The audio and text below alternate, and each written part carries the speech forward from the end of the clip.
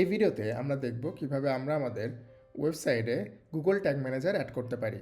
So আমরা প্রথমে আমাদের ড্যাশবোর্ডে চলে আসবো। ড্যাশবোর্ডে এসে আমরা প্লাগইনসে চলে যাব। প্লাগইনসে গেলে আমরা এখান থেকে গুগল ট্যাগ ম্যানেজার পেয়ে যাব, অথবা আমরা অ্যানালিটিক্সে গেলেও পাবো। সো আমরা অল থেকে গুগল অ্যানালিটিক্সটা অন করে নিচ্ছি, গুগল ট্যাগ ম্যানেজারটা অন করে নিচ্ছি।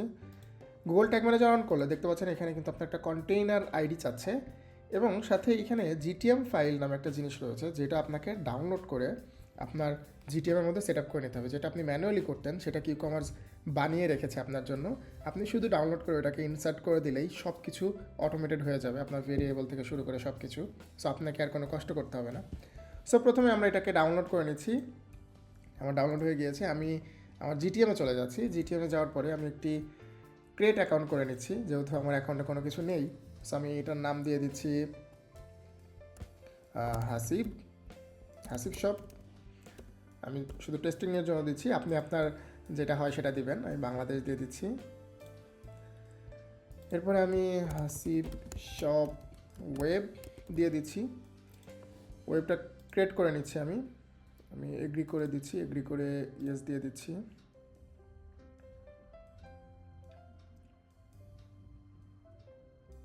একটু টাইম লাগছে। সো দেখতে পাচ্ছেন আমাদের কিন্তু জিটিএমটা ক্রিয়েট হয়ে গিয়েছে এবং আমাদের একটা জিটিএম আইডি চলে এসেছে। সো প্রথমে আমরা যেটা করব, যেই জিটিএমের জেসন ফাইলটা আমরা ডাউনলোড করেছি, সেই জিটিএমে জেসনটা আমরা ইম্পোর্ট করে নিব আমাদের সব কিছু সেট আপের জন্য। সো আমরা অ্যাডমিনে চলে আসবো। অ্যাডমিনে আসার পরে আমরা ইম্পোর্ট কন্টেইনারটা ক্লিক করে দিব। এরপরে আমরা একটি কন্টেইনার ফাইল চুজ করে দিব, যেটা আমরা ডাউনলোড করেছি। আমি চুজ করে দিচ্ছি। এরপরে আপনি ওভাররাইট করে দেবেন।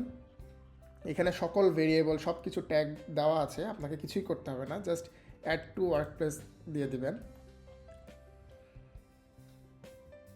সব কিছু ইম্পোর্ট হয়ে গিয়েছে। আমরা যেটা করব, এখান থেকে আপনাকে একটু চেঞ্জ করে নিতে হবে। সেটা হচ্ছে আমরা ভেরিয়েবলে চলে যাব। ভেরিয়েবলে গিয়ে দেখতে পাবেন আপনার এখানে ফেসবুক পিক্সেল আইডি যেটা রয়েছে, সেটা আপনি চেঞ্জ করে নেবেন। যেহেতু আপনার ফেসবুক পিক্সেল আইডিটা আলাদা হবে, আপনি এখান থেকে ফেসবুক আপনার পিক্সেল আইডিটা দিয়ে দিবেন।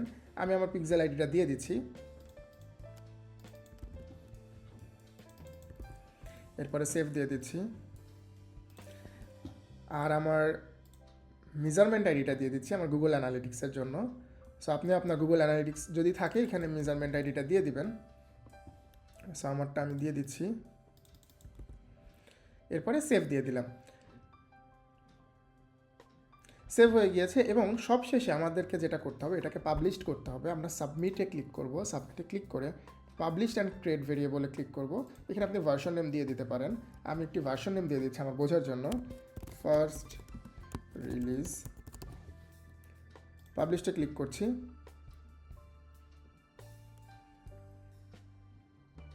সামান্য টাইম লাগবে। জি, আমাদের ভার্সনটি কিন্তু পাবলিশড হয়ে গিয়েছে। দেখতে পাচ্ছেন আমাদের ভার্সনটি লাইভ রয়েছে। এখন আমরা যেটা করব, আমরা আবার একটু ব্যাক করছি। ব্যাক করে আমাদের এই জিটিএম আইডিটা আমরা কপি করে নিব। কপি করে নিয়ে আমরা আমাদের ড্যাশবোর্ডে আবার চলে যাব। ড্যাশবোর্ডে গিয়ে আমাদের এই জিটিএম আইডিটা এখানে পেস্ট করে আমরা সেভ কনফিগারেশন করে দিব। দেখতে পাচ্ছেন আমাদের কিন্তু জিটিএমটা ইনস্টল হয়ে গিয়েছে। সো আমরা একটু ক্যাশ ক্লিন দিয়ে নিচ্ছি। এবার আমরা এখানে চাইলে আমরা কিন্তু টেস্ট করতে পারি। সো আমরা একটু স্টোরে চলে যাই। আমরা একটু স্টোরে চলে যাচ্ছি। স্টোরে গিয়ে আমরা একটু লিঙ্কটা কপি করে নিচ্ছি আমাদের স্টোরে, দেখি আমাদের ফায়ার হয় কি না। সো এবার যদি আমরা একটু টেস্টিংয়ের জন্য আমরা প্রিভিউতে চলে যাই। ওকে, প্রিভিউতে আসার পরে আমরা যদি একটু আমাদের ওয়েবসাইটের ইউআরএলটা দিয়ে দেই, দেখা যাক আমাদের ইন্টিগ্রেট হয়েছে কি না ঠিকঠাক। সো দেখতে পাচ্ছেন এটা কিন্তু কানেক্টেড, এবং এইখানেও দেখতে পাচ্ছেন আমার কিন্তু পিক্সেল ফায়ার করেছে।